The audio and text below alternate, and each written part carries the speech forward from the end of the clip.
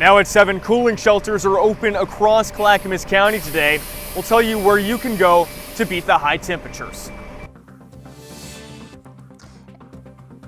And we are tracking wildfires across the state of Oregon as they continue to grow. The latest on the evacuation orders in place. And as you look for ways to cool down these next couple of days, we're taking a look at some myths surrounding swimming pools. What you need to know before you dive into the deep end. Those stories and much, much more, including Rod's full forecast, coming up here live at 7 o'clock on KGW Plus.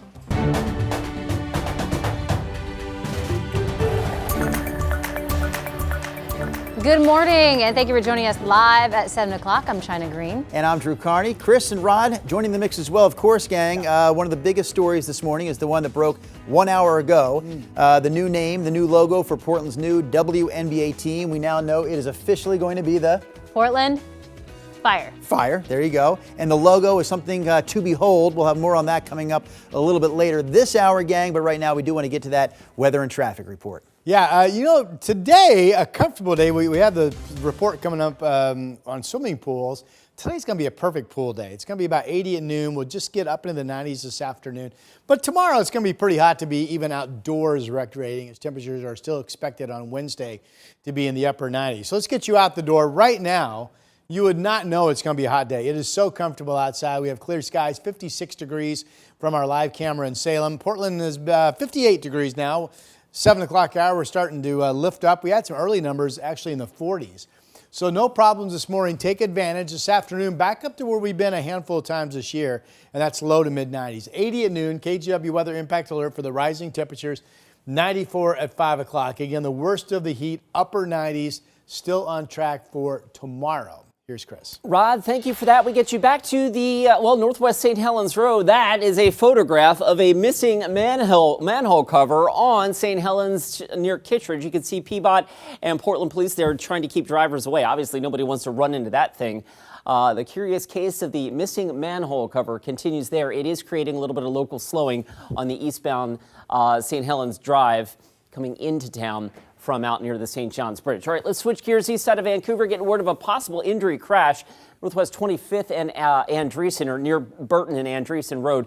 And your Clark County commute, your I-5 drive, certainly slow and steady now south of Main Street. This is the live look right now at the Interstate Bridge. So a little heavy on that side of town. Right now, we're 21 minutes to get you in from Main Street to the Fremont Bridge.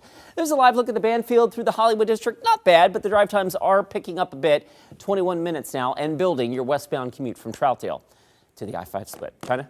Thank you, Chris. The Cram Fire burning in Central Oregon near Madras has exploded to more than 28,000 acres. Officials say it's now the largest wildfire burning in the state. Firefighters say the gusty winds caused it to grow to the south and east, sparking evacuation orders, including in the Ashwood community. So here's a look at the evacuation map. The red zone is where level 3 go now orders are in place. Yellow is level 2 be set, and green is level 1 be ready. Governor Kotek authorized more state resources to fight not only that fire, but this one we're going to tell you about right here. We're talking about the Highland Fire. This is the one burning in Crook County, 2 miles south of Prineville. FEMA also freed up federal money to help with this fight. So the Highland Fire has burned, we now know, just over 700 acres. It's also 30% contained. Evacuation orders are still in place, but it doesn't appear that this fire has destroyed any structures. We're also learning new details from fire investigators about the man accused of burning down his apartment building on Portland's east side. Court documents indicate that the suspect may have used gasoline to start it. Now, as we first told you Friday, the early morning inferno forced some residents to jump from their windows in order to escape. KGW's Devin Haskins spoke with a woman who was rescued from the fire about what happened. On Friday morning, just before 6 a.m., a massive fire ignites a 3-story apartment complex on East Burnside. It's so scary. Carolyn Reyes woke to the faint smell of smoke and someone yelling fire. She grabbed her 5-year-old son and tried to escape through the front door. I opened the door and it was all flames. So I closed the door and thought for a second. I was like, okay, plan B. We're going to go to the farthest bedroom and hopefully firefighters will arrive. She broke out a screen window, told her son to lean out for air. Smoke was already billowing through the crack under the door. I was already contemplating tying my clothes together to lower my child down, and then I was going to jump. Firefighters rescued both of them. The man accused of starting that fire, 40-year-old Sean Swartz, was arrested Friday night. He's charged with 6 counts of first-degree arson and other crimes. Investigators say Swartz used gasoline to start a fire in his first-floor unit. More than a dozen people lost their homes, including Reyes. I think the biggest one is probably anger because, first of all, like us 5 families in the front, we all could have died, and my son and I were so close to dying. The damage, leaving her without a home or a car, and her son with emotional scars. He's physically okay. Emotionally, he's going around telling everybody that he almost died. Devin Haskins, KGW News. All right, back to this morning's top story, the weather impact alert day we have, because we are going to see 90s again today in the area, and we're expecting even hotter temperatures, perhaps the hottest of the year so far in the Portland area tomorrow. And with that in mind, Clackamas County is opening up cooling shelters. And one of the cooling shelters is the Lighting Library in Milwaukee. That's where we find Sunrise reporter Thomas Schultz. So Thomas, how many cooling shelters are open? Well, Drew and China, there's 20 across the county, all the way from Welch's to Wilsonville to here in Milwaukee. The National Weather Service has issued a heat advisory for Clackamas County stretching from noon today all the way till 10 o'clock at night tomorrow. Temperatures are expected to reach 90s over the next couple of days. Now tomorrow they could top out around 100 degrees. Many of those daytime cooling centers open are public libraries and community centers across the county. Overnight shelters are available as needed as well. If you need a place to stay overnight during the heat wave, contact Clackamas County. In Washington County, many public libraries are available as cooling stations. Splash pads are also open to help people cool down. And in Multnomah County, cooling centers are not open just yet, though they mention many libraries and community centers are available for people if they need to cool off. Now, coming up in the next half hour, I'm going to bring you some of those safety tips for people to stay safe during this high heat coming up over the next couple of days. Guys. Thank you, Thomas. And just in time for all the heat that we're going to see this week, a 1940s era pool has reopened in North Portland after it was closed for a year for repairs. Pier Pool has been around for more than 80 years, but last year equipment at the pool failed a week into swimming season. As a community, we depend on swimming pools for cooling and learning to swim and places of gathering. But suddenly the pool closed with no opening in sight. And so Friends of Pier Park, we came together and we made a small little ruckus, just brought attention to the problem. Doing everything we can to figure out what repairs we could get made to make sure that we could get back open to the public out here. So myself, my team, the community, everybody is just thrilled that we finally are back open today. The Pier Pool is now open through September. You can also sign up for programs that include swim lessons and lifeguard classes. I remember when we used to go to the pool in the summertime when I was a kid, and my mom always said, "You can't go into the pool right now, you just ate." She would make me sit there and wait 30 minutes until after my food had digested. So we wanted to look into this. Is it true that you can't go into the water after you eat? Not exactly. Megan Bragg with our Verified team looks into that and other common myths about pools. Our sources, the American Red Cross, the Mayo Clinic, and Duke University. The first claim, you have to wait a half hour after eating before you can safely go swimming. In 2011, the American Red Cross reviewed 50 years of scientific literature about eating and swimming and found that eating before swimming is not a contributing risk for drowning. The Mayo Clinic also states if you get cramps while swimming, it's likely caused by dehydration, overuse of a muscle, or muscle strain. So we can verify that this claim is false. The second, if you get red eye from swimming, it means there's too much chlorine in the water. According to the Mayo Clinic, red eye is when blood vessels expand or dilate due to irritation. Duke University says those red, itchy eyes are usually caused by improper pH or high chloramine levels. So they say this is false, and the pool may actually need additional chlorine treatment to sanitize the water. With your Verify, I'm Megan Bragg. Wow, nothing about the color of the water. It should be clear, you know. As opposed to? Okay. Like lemonade. I thought he was going down that road. Hey, Rod, This is what we're going with over here in the news desk, but you can confirm this from the Weather Center. Okay. We're saying temperatures expected to climb over 90 again today in the Portland area. Yes. Tomorrow, we could see the hottest temperatures of the summer so far, but we're not talking 100 at this point. I don't think for Portland, Matt and I each have lowered our temperature forecast today and tomorrow. Now, keep in mind, the hottest we've been so far this year is 96. So we would need 97 to be the hottest day of the year. I wouldn't be just stunned if we don't hit 97 tomorrow, but I would be surprised. I think the data overwhelmingly supports 97, 98 degrees tomorrow. Maybe Thomas alluded to this, and we talked before he went out into the field to do his report from Clackamas County. Meteorologically speaking, the air mass is hot enough to produce a 100-degree temperature tomorrow. Models aren't showing that, but I would say that's the high end of what we could see. Here's a look at our watch warning map, basically down the valley, Longview down to Eugene, not the coast. It does include out into the gorge into Hood River. So again, all of this starts with the heat advisory at noon today, goes through tomorrow evening. Now, we're getting used to low to mid 90s, but we haven't hit upper 90s. Chris, Matt, and myself went to the Weather Service last week and had a great visit. And one of the things that was discussed was the fact that climatizing our body to the weather we have is a real thing. And the point is, it's much more stressful on us if we hit 90 in May because we're not used to it than, say, July. Well, we haven't been in the upper 90s or nearing 100 degrees yet. So if we do that tomorrow, it would add a little extra stress to our bodies. Shade water, rest breaks, maybe simply rearrange your schedule tomorrow afternoon. Okay, real quick, out the door. It's really nice out right now. No signs of hot weather. 43 in Sherwood and Tigard. Actually, one of the more comfortable mornings we've had in a while. 52 and 53 now. Silverton is 50 degrees. This shows low 90s at 5 o'clock, but we believe 94 is very obtainable in Salem and Portland today.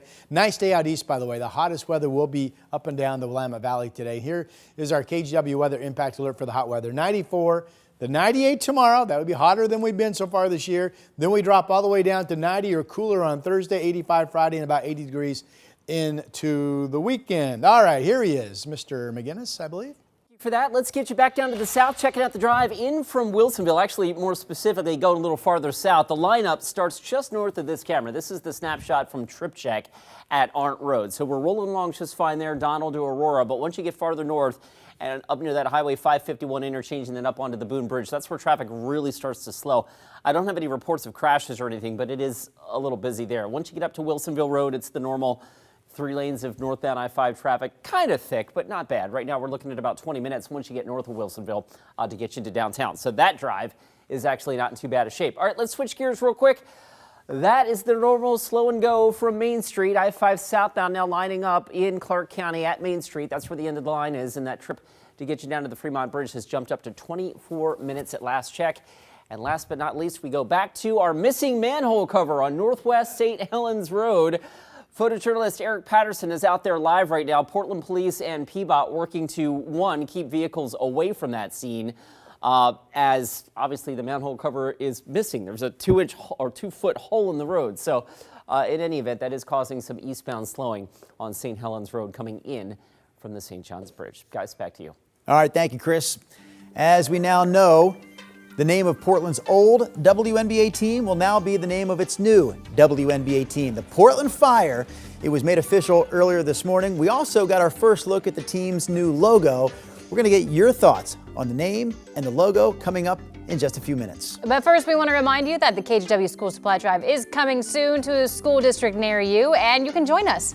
Go to kgw.com/school to sign up your business or organization to be an official school supply drive collection site. Help us collect school supplies and send thousands of kids and teachers in the area back to school with the tools they need. The KGW Plus TV app, streaming 24/7. Local news from the team you trust on your time. Track how the weather will impact your day. Certainly becoming increasingly hazardous. Extended, continuous coverage of breaking news live from the scene. That snowpack is still heavy. Go deeper with in-depth interviews and exclusive reporting. All the local news you need, live or on demand. KGW Plus. Download on your TV and watch for free.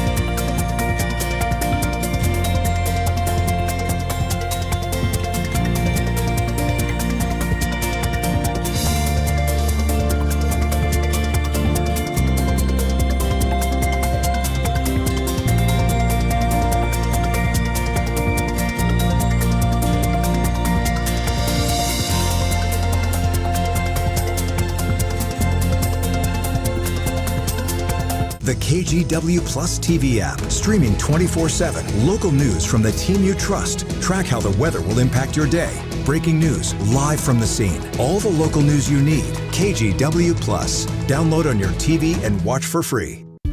On Weather Impact Alert Days, stay informed, prepared, and connected with KGW and KGW Plus. Coverage that alerts you to what's coming and how it will impact you. Watch extended weather coverage on KGW Plus. This is where our story began, and now it's time to write the next chapter. This is Portland, and in 2026, this is the city that will bring the game back. Welcome to the Portland Fire. Reborn. There it is. One of our top headlines this morning. Portland's new WNBA team will have the same name as the one who played here more than 20 years ago. That video on X posted last hour made it official. The Portland Fire are back. So we asked you guys earlier this morning to weigh in with what you think of the team name. Somebody says, I hate the logo. Too busy. I love the name. We are on fire to beat all the other teams. Man, okay. Strong opinion on the logo. Terry says, I'm not thrilled with reusing the name Fire. Would have liked something new. The logo is a bit dark, but I'm thrilled we have the team. Everybody's got an opinion. And should have been Portland Rain. Huh. Okay. Isn't there something up in Seattle called the Rain? Yeah, soccer. The soccer team in Seattle is called the Rain. Seattle Rain. So we don't like that idea for that reason, probably, I would guess. I would guess too. Yeah. Man, anyone out there like things this morning? So what are your thoughts? You can chime in. Like the logo, don't like the logo. Like the name, don't like the name. 503-226-5088 is our text line. We know this much for sure. The Portland Fire, the new Fire, hosting a launch party tonight to celebrate the new look and the new name. That's happening actually at 3 o'clock this afternoon at the Moda Center, and we will carry it for you live on KGW Plus, streaming that whole party on our KGW Plus streaming app. The same app that you're using to watch our show right here, right now. Yeah. So again, you can find more information about that today at 3 o'clock, and then we'll cover it tonight on our later newscasts. Well, you know, there's a lot, things I can't even imagine, but there's a lot involved in picking a name, right? You've got to get the design, you've got to do this under time constraints, and so many things have trademarks to them now. You just can't go out and grab something, right? You got to find something too that you can legally get and legally design around. And I've always liked the idea of bringing back the old name. I mean, if, for example, if your football team, the Chiefs, for whatever reason, went away for a period of time and they brought a team back to Kansas City, I'm sure you would like it to come back as the Chiefs. Cleveland did this. Remember when they lost their football team? They were really demanding that we keep our name and we keep our records, and when we get a team back, we'll start from there again. And we'll with that name and that look. Yeah, so I agree. I like it. I like the logo. I love the rose with the fire. Really nice. Yeah. Here's a look at our heat advisory map up and down I-5 from Eugene up into Longview and extends out into the gorge. From our friends at the Weather Service, it starts at noon today and goes through tomorrow evening. Of course, we are piggybacking with the KGW Weather Impact Alert for the hot weather. You know, this whole episode a week ago looked like, oh my gosh, reasonable confidence we could hit 100. Reasonable confidence this would be 3, 4, 5 days of at least 90 or better. And now we're to the event, and it looks like back-to-back 90-degree days because we may not hit 90 on Thursday. And today, quite frankly, you could argue probably shouldn't have any alert out. We're only going to be looking at 93 or 94. It's tomorrow that we really have concern about because we haven't been above 96 yet. And tomorrow, I'd say confidence is pretty high. We're at least going to be in the upper 90s tomorrow. Not absolute, but high confidence. And 100 degrees for tomorrow is a possibility. I don't think that's likely, but it is a possibility. So exhaustion, heat stroke, shade, water, rest breaks, rearrange your schedule, especially for tomorrow afternoon, the hotter by far of the 2 days. All right, here we are right now. I mean, it is a lovely morning. Go crazy out there. Get things done. Enjoy the sun. It's we're now rising, right, in the 7 o'clock hour. And it's only 54 in Hillsborough and 54 in Battleground. It's 53 in Happy Valley. Oregon City still 52. Silverton is just now up to 50. And Corvallis is at 49. Headline for this morning is, it's the coolest morning we've had in a while. Here's what we do this afternoon. Absolutely, you're going to feel it's going to be hot. Temperatures will be up to 80, I think, by noon. Most models show we're at 90 degrees somewhere around the 3 o'clock hour. And then we go 92, 93, or 94, somewhere in there for a high temperature. This shows 92, 93 on this particular model at 5 o'clock. Do note, our friends in Central and Eastern Oregon, good morning to you. In Madras, good morning to you in Baker City. You have a nice cool down today. 79 in Baker City at 5 o'clock, 83 in Bend. That's good news for the fire crews, of course, battling the blazes east of the Cascades. Here's our 7-day, our KGW weather impact alert. Could be as hot as 94 today. Don't think we'll be hotter. 98 tomorrow. Haven't been that hot yet. Not a record. You got to get up into the hundreds this time of the year to have a record. And then just like that, we fall to Thursday. And the modeling coming in this morning, most of the modeling actually keeps us in the upper 80s Thursday. So definitely a cool down there. 85 Friday, and then some early clouds, and only about 80. Maybe we stay in the 70s this weekend on Saturday and Sunday. So again, really feast your eyes on tomorrow because that's the day of most concern. Here's Chris. Feasting my eyes on the possible 70s for the weekend. All right, let's get you out the door. Live look at the Banfield right now. It's slow and go coming in from the Hollywood district. Nothing out of the ordinary there. We'll zoom down to the Wilsonville area. Northbound I-5 from just north of Art Road. That's where the speeds start to slow. From there up towards Charbonneau, Highway 551 getting over the Boone Bridge. Once you get north of there, the speed actually picks up. So total drive in from Wilsonville, not too bad just yet, but it has jumped up a little bit now. 23 minutes from Wilsonville to downtown, 26 minutes. Your westbound I-84 commute coming in from Troutdale. And there's the beginning of the line, or the end of the line, if you will, in Clark County on I-5 anyway. It starts up around Main Street. That trip to get down to the Fremont Bridge has jumped up to 25 minutes at last report. That is a photo from earlier this morning, a missing manhole cover on Northwest St. Helens Road near Kittredge. So PBOT's gotten in there. They put in a repair down, temporary fixture. They're going to have to put a plate over that. Footage journalist Eric Patterson on the scene right now showing you the work that they've done. They still have Portland Police and PBOT out there keeping drivers away from that.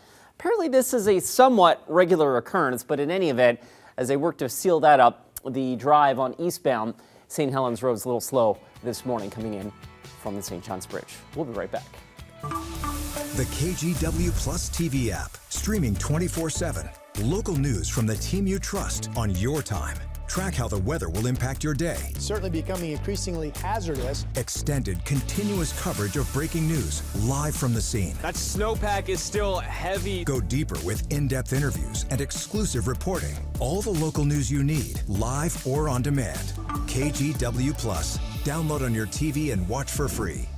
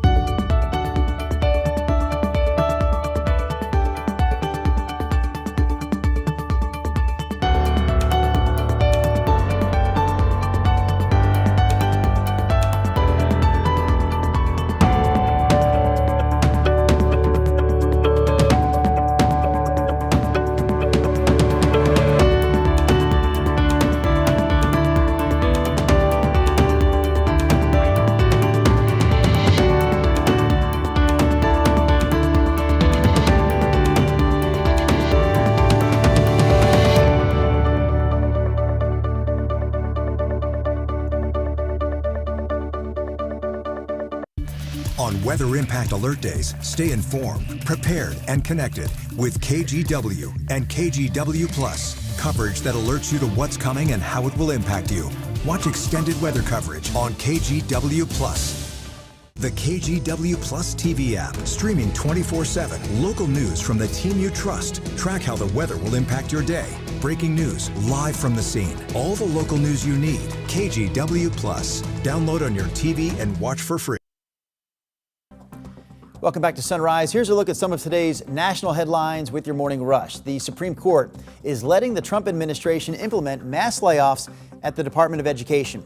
Earlier this year, a federal judge ruled the White House would need approval from Congress to do this, but yesterday, the Supreme Court granted an emergency application that blocks that lower court order.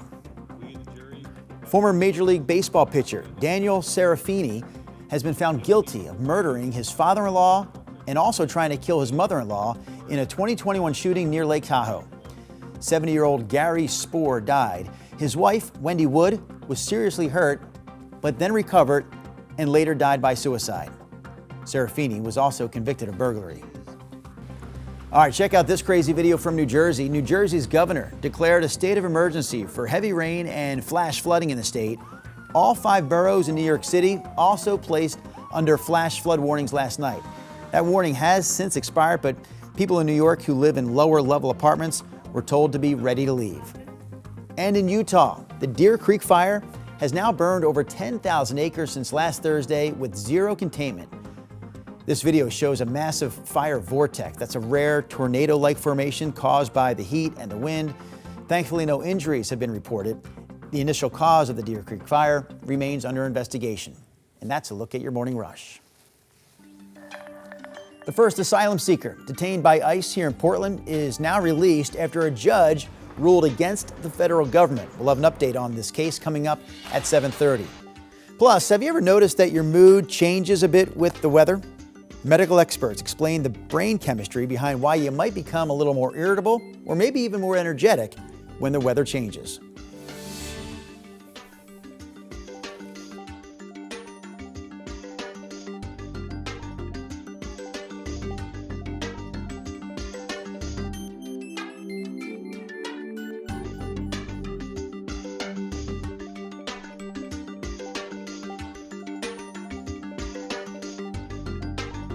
KGW Plus TV app, streaming 24/7. Local news from the team you trust. Track how the weather will impact your day. Breaking news live from the scene. All the local news you need. KGW Plus. Download on your TV and watch for free. On Weather Impact Alert Days, stay informed, prepared, and connected with KGW and KGW Plus. Coverage that alerts you to what's coming and how it will impact you.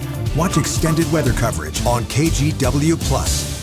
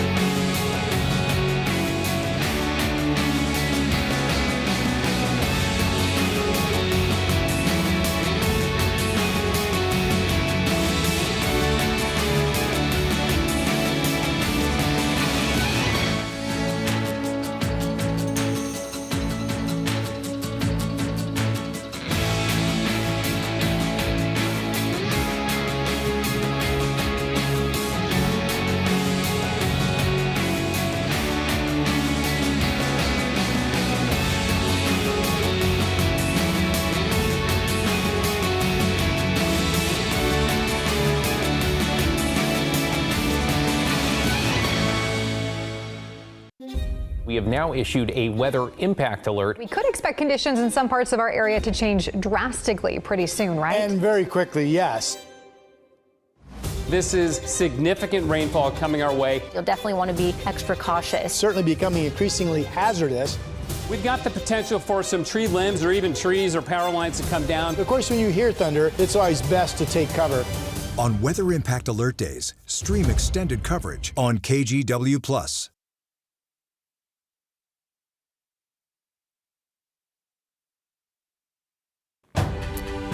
It is 7:28 and 51, 52, 53 seconds. We'd like to be exact here at KGW. All right, here's your westbound I-84 commute. A little slow and go coming in for the through the Gateway, or not the Gateway District, but the Hollywood District.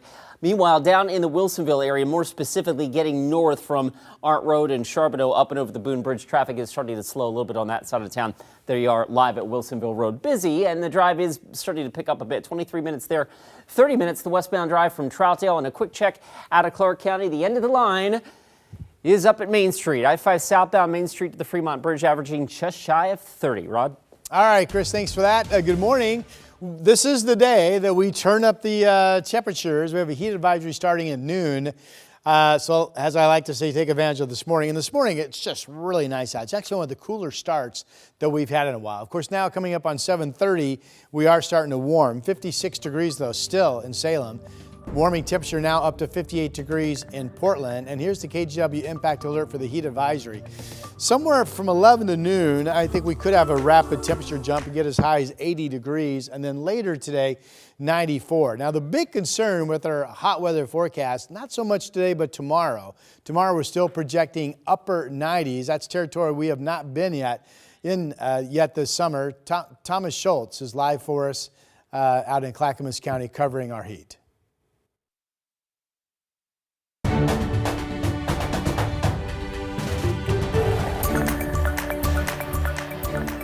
Good morning! Starbucks secret menu has been a thing for years, with coffee lovers coming up with new ways to customize their drinks. So now the company is holding a secret menu contest. This week, customers can submit their best customized beverages online for a chance to win a grand prize of $25,000. Now listen to this. Starbucks also just launched a new tab on its app that features some popular secret menu items. Now this is what Starbucks is saying. However, as a journalist, I have to, make sure this is accurate and dig to the bottom.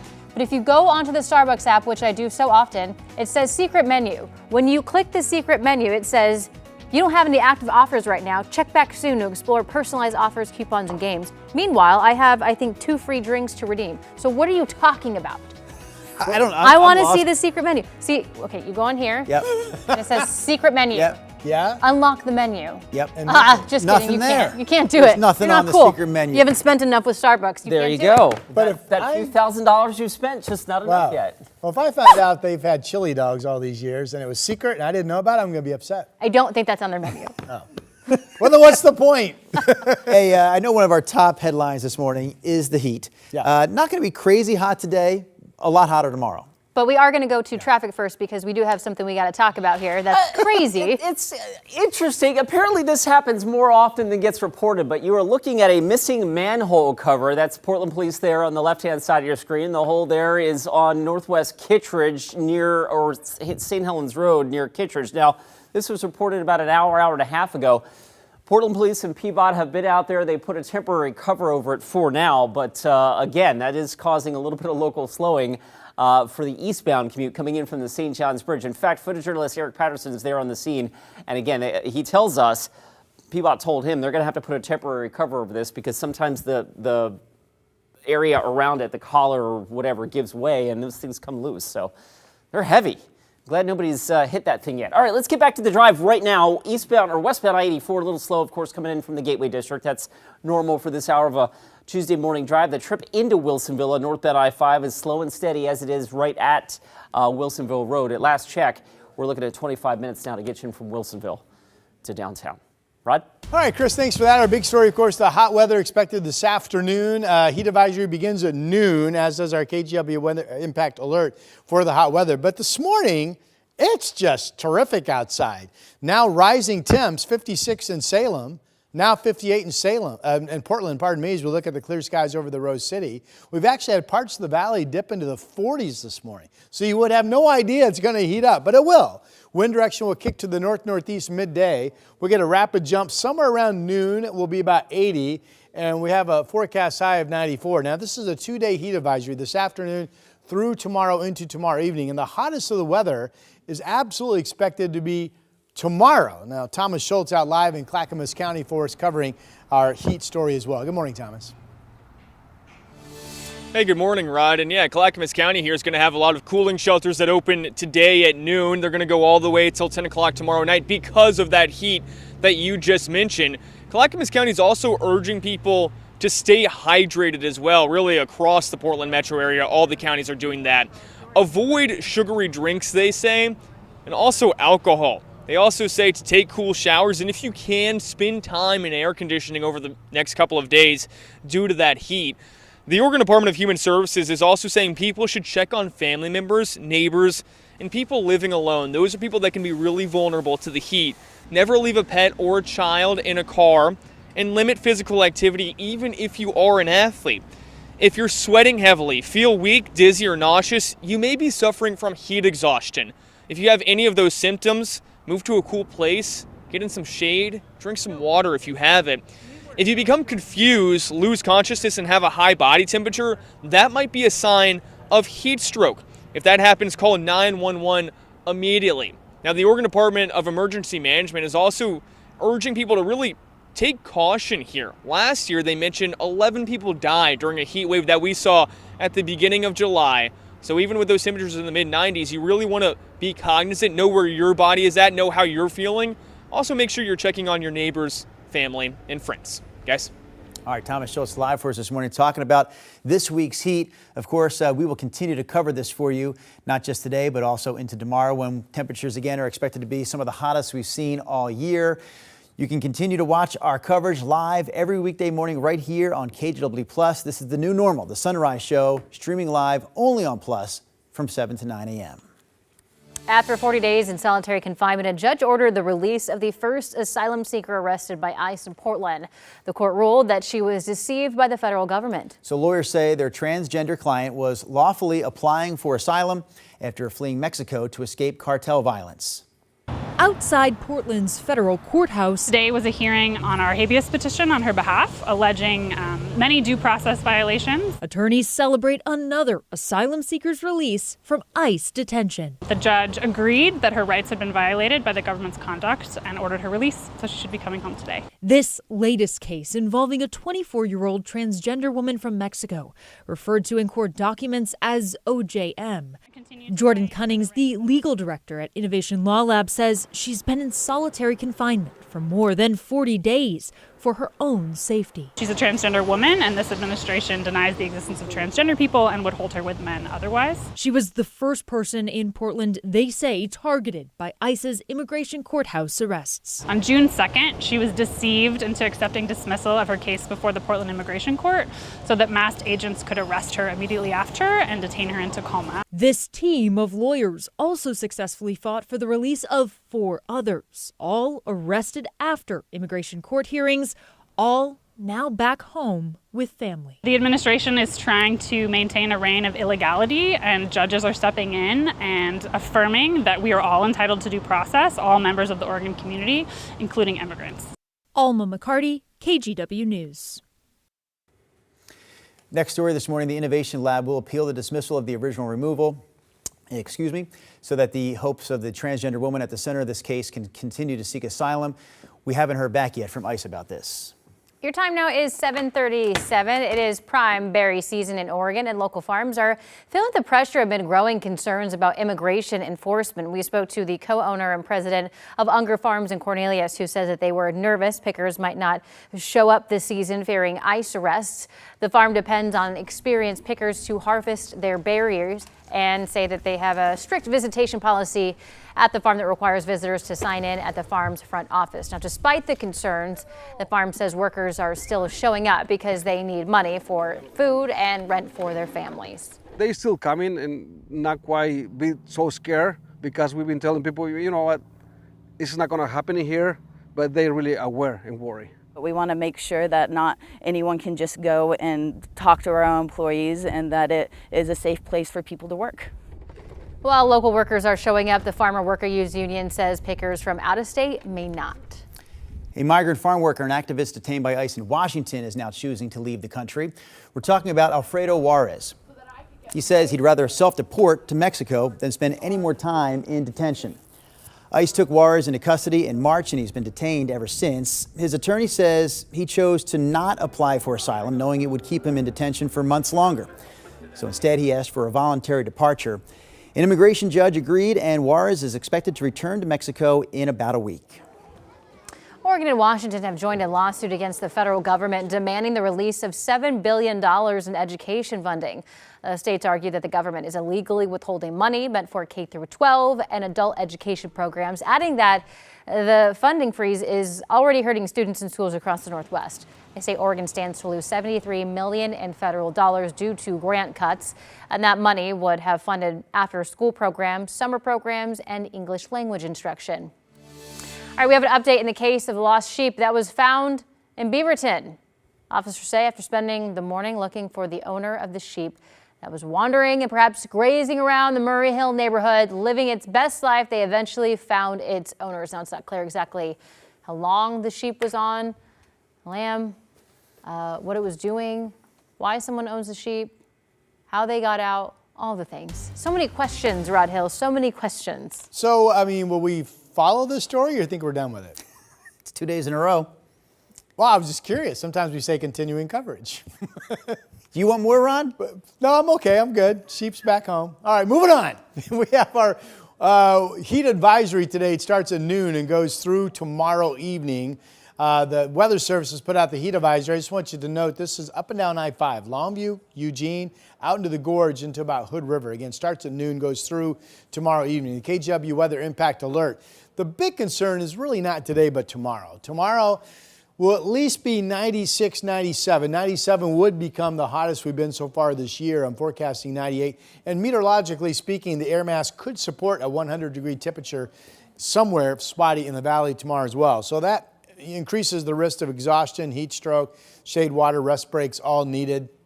Thomas Schultz has been reporting on some of the warning signs for us this morning of when you need to get out of the heat, hydrate, perhaps seek medical attention. Here's a look at our temperatures right now. You know, it's interesting because the hot weather starts this afternoon, but this morning couldn't be finer. 61 now in Gresham. We're now seeing temperatures start to rise, but we had some 40s in the valley this morning. Everybody's now warming. Silverton 52 was in the 40s. Estacada was in the 40s, now 55. Bonnie Biggles is our KGW Dog of the Day, one of the catchier names we've ever had. Dog of the Day at KGW.com. That's what you do on a hot day right there. Use the email address, send us your dog's photo, and name your dog will become our Dog of the Day. The coast is kind of foggy and cloudy right now, or at least fog shallow with some sun. Expecting to clear out, and most of the beaches we think have a good chance to get up to around 70 or even warmer today. It shows 77 inland at Tillamook. But they're the 90s from Kelso down to Eugene.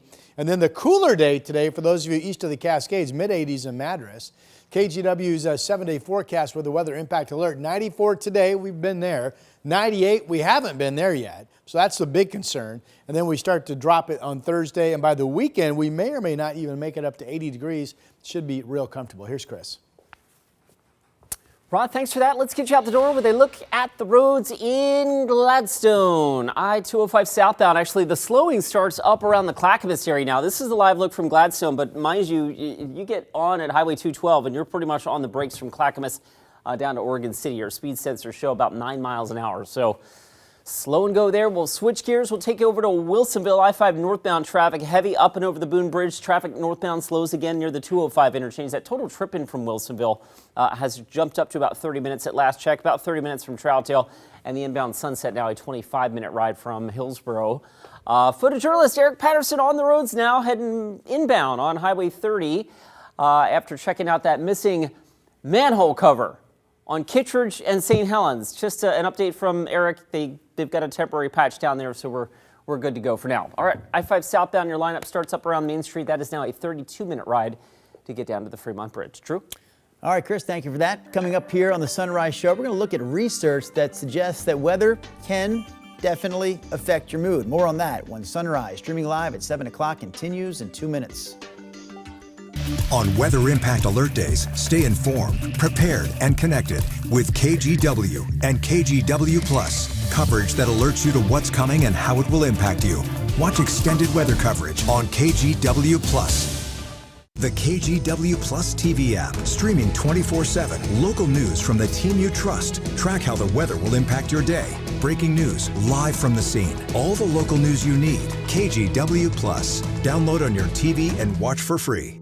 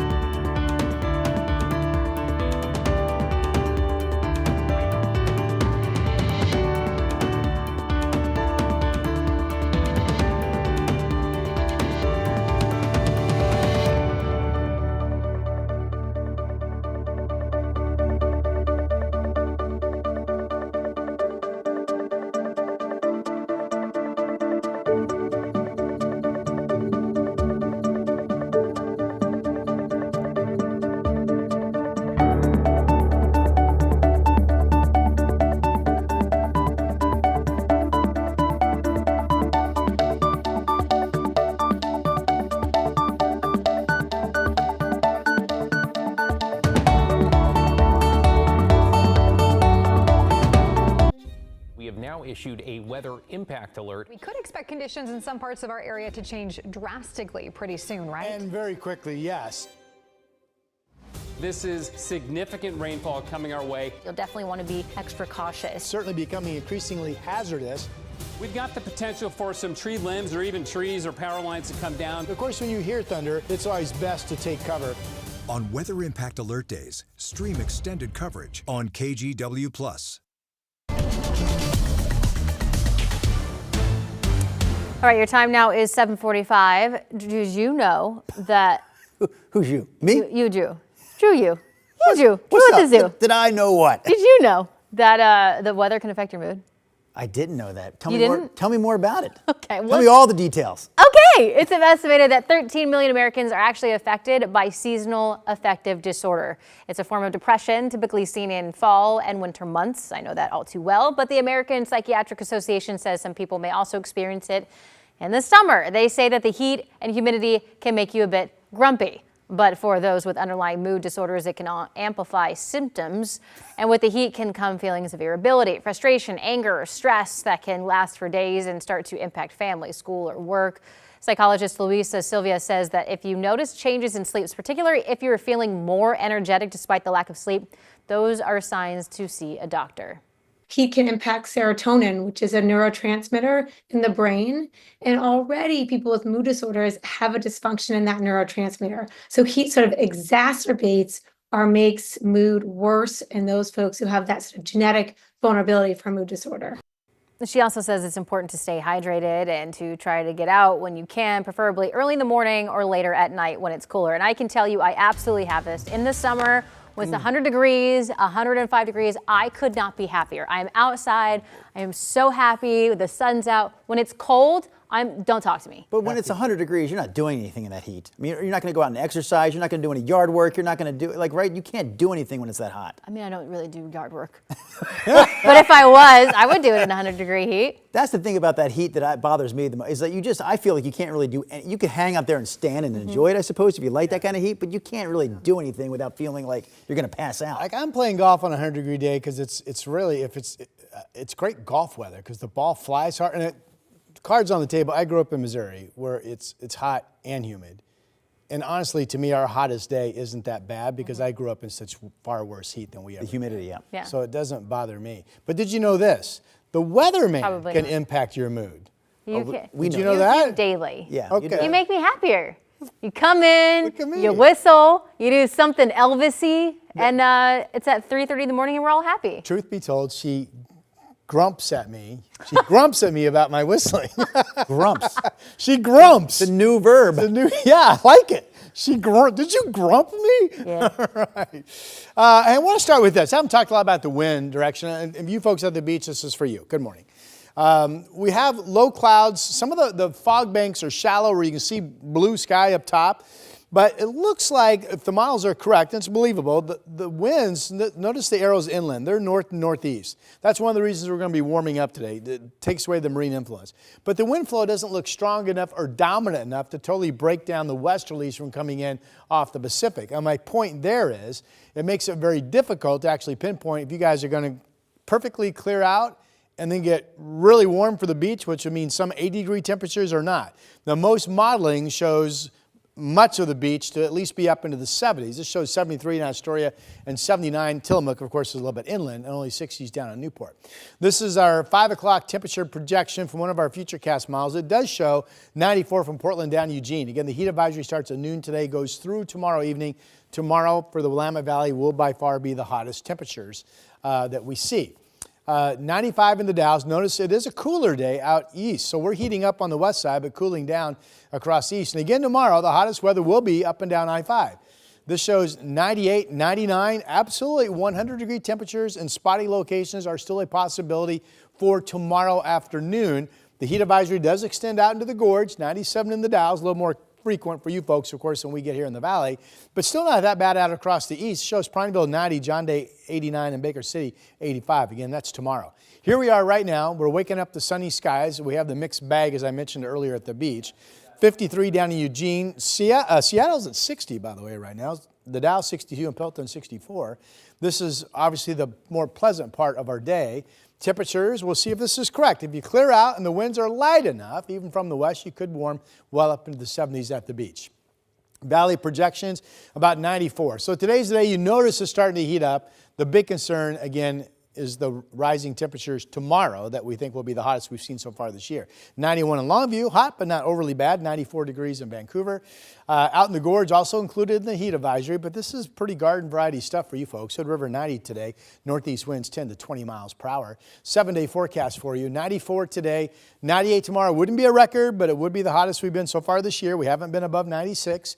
We cool down to 90 or maybe even cooler on Thursday, and then low to mid 80s Friday and close to 80 or cooler over the weekend. So again, today we heat up, tomorrow it's really hot, and then just like that we break the heat. Here's Chris. Traffic in full swing. We've got a new traffic alert on the east side of Vancouver, I-205 southbound. I can't see the crash on camera, but I can certainly see the backup. This is from Mill Plain, and 205 south has in the last 5 minutes become a parking lot, literally not moving here on all 3 lanes southbound, or maybe puttering along at 1 or 2 miles an hour. We'll take you a little farther north, and you can see again that jam starting to build back past 18th Street and on our way a little farther north up towards SR 500. So skip that if you're able.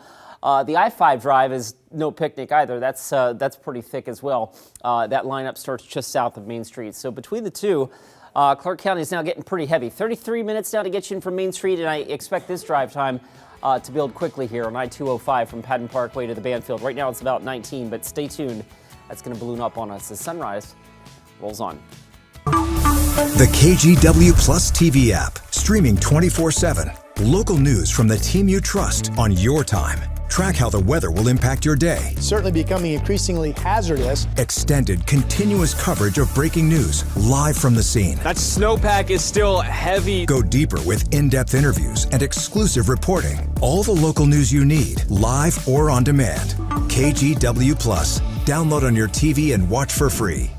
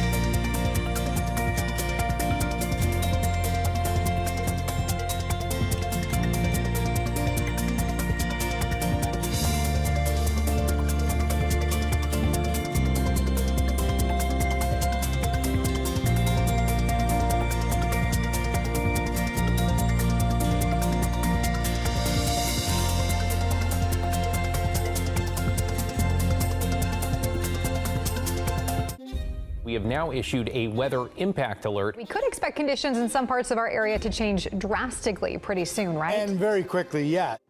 This is significant rainfall coming our way. You'll definitely want to be extra cautious. Certainly becoming increasingly hazardous. We've got the potential for some tree limbs or even trees or power lines to come down. Of course, when you hear thunder, it's always best to take cover. On Weather Impact Alert Days, stream extended coverage on KGW Plus. Welcome back to Sunrise. We know some neighbors are pushing back on the city's plan to open up an overnight homeless shelter in Portland's Pearl District. KGW's Catherine Cook was at the neighborhood meeting last night where residents hoped to talk with city leaders, but that didn't end up happening. In Northwest Portland, neighbors from in and around the Pearl District gathered to oppose the city's plans for an overnight homeless shelter. We want to help, but we're not the cause. It's slated for this building on the corner of Northwest 15th and Northrop. If you know people that haven't written the mayor, keep writing out. City officials tell us the 200-bed shelter would be low barrier, meaning people who stay here don't have to be sober. A chance, they say, for those people to move on to the next step of their housing journey. Honestly, I think it's a really dumb idea. Carly Ryder lives downtown and owns rental properties in the area. Instead of low-barrier shelters, she wants to see more drug enforcement and a tangible plan to help people who want it. I think it's just making it worse because it's just letting them congregate in those areas. They give them a place to sleep, kick them out during the day, and what are they going to do but hang around our buildings? The Northrop shelter will bring Mayor Keith Wilson one step closer to reaching his goal of adding 1,500 new overnight shelter beds by December. Come to us with a real plan that isn't fast-tracked and a half-baked campaign promise. Todd Zarnitz is the president of the Northwest District Association, which put on this meeting. He's thrilled that so many people showed up. I think it sends a message that this is not just a few people have concerns. This is a whole neighborhood that is very concerned about this project. Zarnitz says he invited multiple city council members, county commissioners, nonprofit heads, and the mayor to this meeting, and none of them showed up. And for Mayor Wilson's part, we did not receive any response from that office at all. That, to me, says it's a bad plan. Because if it wasn't, why aren't you here? KGW reached out to the mayor's office. A spokesperson sent us this newsletter the mayor published last month titled, "Here's what I want you to know about emergency shelters."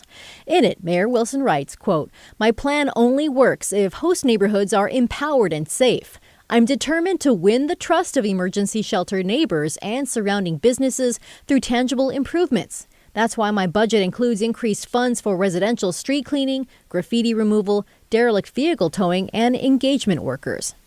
Despite pushback from neighbors, the city says they're still on track to open the shelter by September. It's not enough to say, like, hey, we're in charge, everybody just stay home and we'll worry about it. This is a community of people that have real concerns and that are being ignored, frankly. That was Catherine Cook reporting. Neighborhood associations are planning to hold another community meeting about the homeless shelter later this month. The city, meantime, needs to get conditional use permit for the shelter from the fire marshal. KGW News at Sunrise continues live next hour on KGW Plus with more reaction from you, our viewers, to the new name just announced by Portland's WNBA team. And we'll also have more coverage on the warming temperatures this week. Rod Hill and Sunrise reporter Thomas Schultz both covering the KGW weather impact alert in place for today and tomorrow.